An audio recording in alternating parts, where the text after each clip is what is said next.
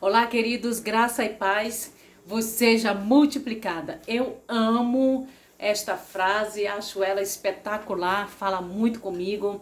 Bom, meu nome é Rosane Paula. Desde o primeiro vídeo que eu postei, eu ainda não tive tempo, né? Porque foram muitos contratempos que aconteceram. Eu voltei para a universidade, aí eu trabalho, tive problemas internos com a internet aqui em casa. Mas vamos lá, no decorrer do tempo eu vou estar sempre tentando postar vídeos para vocês e sempre com mais frequência. Eu ainda estou com meus textos atrasados ali da universidade, porque hackearam o site da universidade também e tivemos muitos problemas para entrega de trabalho, pagamento das mensalidades, enfim.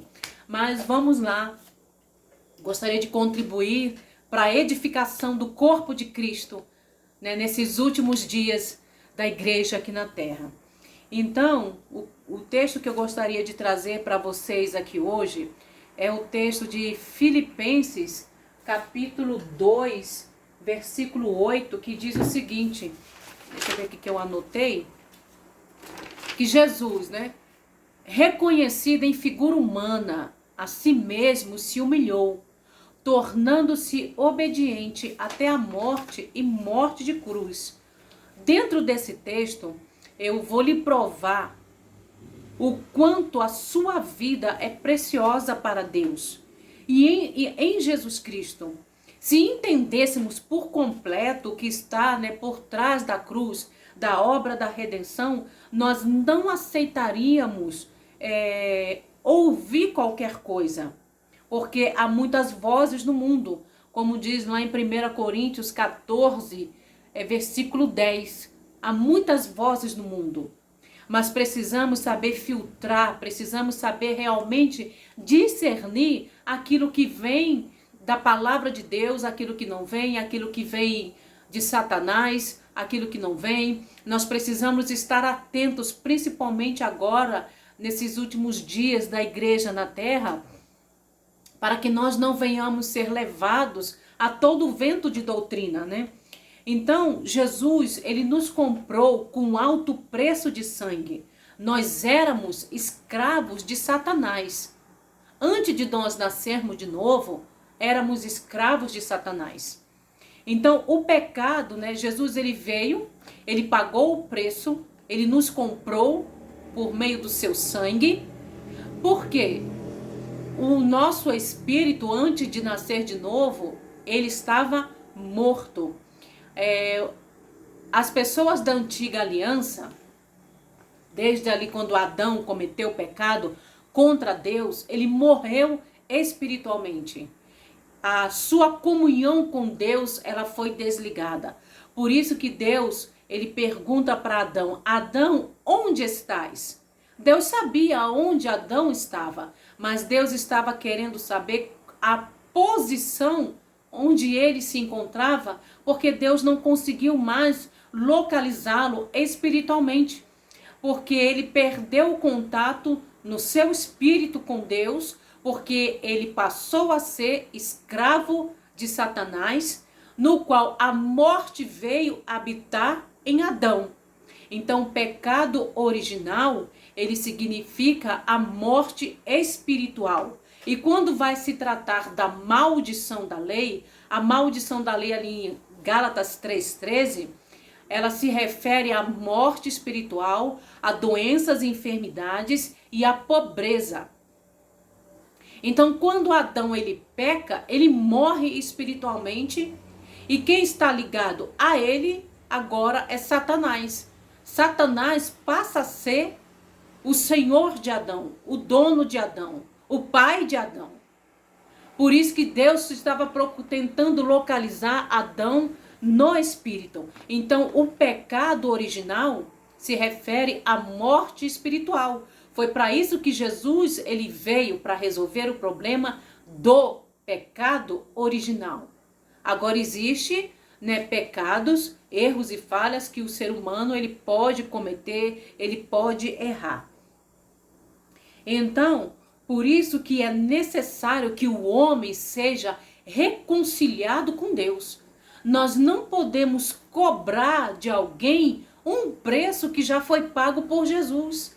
Porque às vezes a gente fica, por exemplo, chateada com alguém quando alguém faz alguma coisa errada, seja de um nível mais elevado, ou de um nível menos elevado, de um grau, né, intenso ou menos intenso, mas nós não podemos cobrar de alguém o preço que já foi pago na cruz, mesmo que a pessoa ainda não tenha consciência. Por isso que o apóstolo Paulo, ele vai falar do ministério da reconciliação. Se eu não me engano, está lá em Efésios capítulo 2. Sendo que quando o homem ele reconhece Jesus Cristo como seu único e verdadeiro Salvador da sua vida, ele nasce de novo. Quem vem morar no seu espírito é o Espírito Santo de Deus. Em 2 Coríntios 5, versículo 17, vai dizer que ele é nova criatura, as coisas velhas se passaram e eis que tudo se fez novo. O que nós precisamos fazer é renovar a nossa mente com as verdades da palavra de Deus, da obra que está por trás da cruz do Calvário. E nós somos justificados pela fé. Ora, a justiça de Deus não é a justiça do homem. Se você for ler o livro de Romanos, ele vai falar da justificação do homem. Quer dizer, o que é a justiça de Deus? Ela se refere ao seguinte, que quando eu confesso Jesus como o único e verdadeiro Salvador da minha vida, eu recebo a Jesus como meu Senhor, eu estou sendo justificada diante dele, como se o pecado nunca houvesse existido. Então eu estou diante dele sem medo, sem culpa, sem complexo de inferioridade. Essa é a justiça de Deus.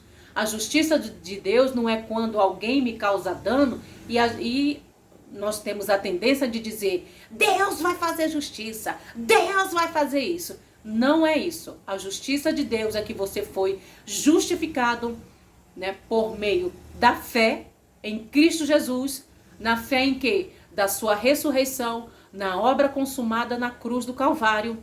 Você nasceu de novo, então para ele você se torna justo diante dele, um justo que pratica a sua justiça. Um justo que vive na prática da justiça. O que é a prática? Aí já é uma outra questão, né? A prática da justiça é sempre fazermos o bem. Então vamos lá. A palavra figura, como lemos aqui em 1 Coríntios 2:8, que ele se fez figura humana. A palavra figura é a palavra Shema, S-C-H-E-M, Shema. E se trata da mesma palavra nos tempos antigos para retratar um rei que trocava suas vestes reais por um breve período, né, de tempo, e ele, como se ele se vestisse como um mendigo. Então o nosso rei trocou as suas vestes reais pelas roupagens de carne. Ora, Jesus, como Deus, ele se fez carne, habitou entre nós, ele tabernaculou entre nós, como vai falar o João, né? O Evangelho de João, capítulo 1, ele tabernaculou entre nós em figura humana. Ora, Jesus, ele veio em semelhança de homem, de carne. Ele se rebaixou ao nível do homem para me salvar e para te salvar da prisão, né, do império das trevas.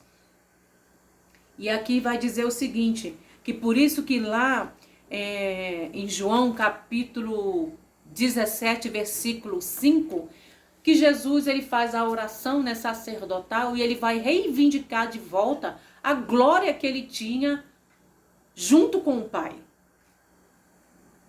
Então ele veio em forma semelhantemente ao ser humano, que foi feito, né, do pó da terra. Então perceba a grandeza desse fato de que Deus, ele te ama tanto. Ele te ama tão profundamente que enviou o seu filho em forma de carne, né, ele teve a sua carne rasgada, dilacerada, para que nós obtêssemos a cura por meio do seu corpo, o pão vivo, né, que desceu do céu.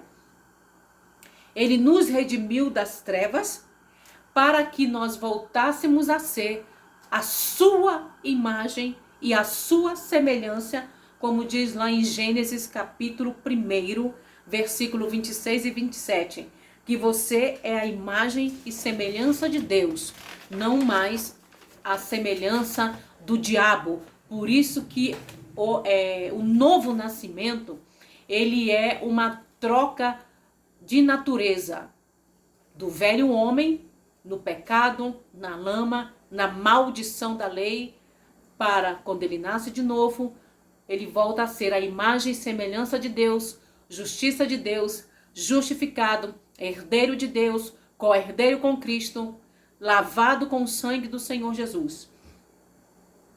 E aí, é um dos pontos principais do novo nascimento, né? Que diz o seguinte também,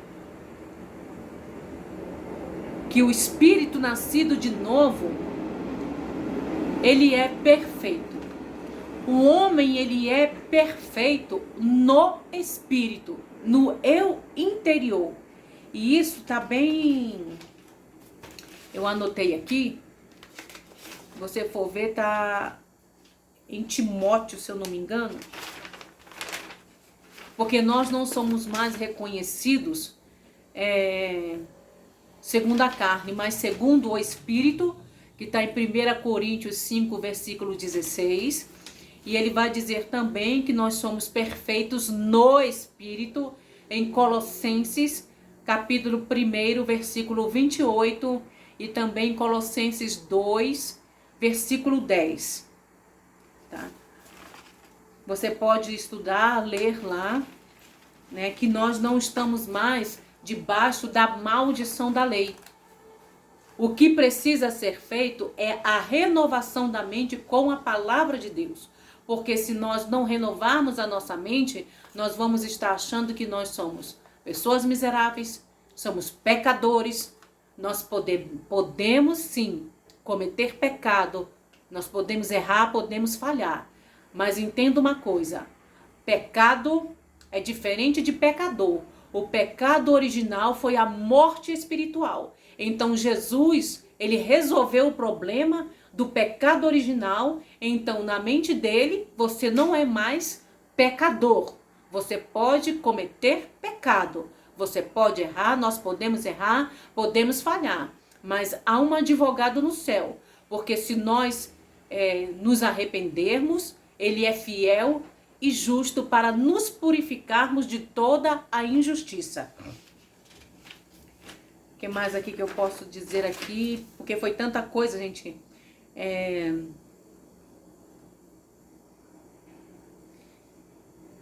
Então, Jesus, ele nos devolveu a autoridade de governar sobre as obras do diabo, para que produzíssemos frutos, né, e resultados que glorifiquem o nome dele. Então, a autoridade que Adão entregou lá atrás para Satanás, Jesus, ele tomou de volta das mãos do diabo e entregou para o corpo de Cristo, para a igreja. Então, em o nome de Jesus Cristo de Nazaré, nós temos essa autoridade que você pode usá-la contra Satanás, contra as circunstâncias negativas que ele tenta colocar, né, na sua vida. Amém? Eu vou ficar por aqui, o vídeo já ficou um pouquinho longo. E no decorrer aí dos dias eu vou tentar postar mais vídeo para vocês. Se vocês puderem deixar também sugestões, porque a vida da gente é um pouco corrida, mas o Senhor me falou para eu colocar, pregar a palavra para vocês. Amém? Amo vocês em Cristo. Tenham uma semana abençoada e vamos em frente.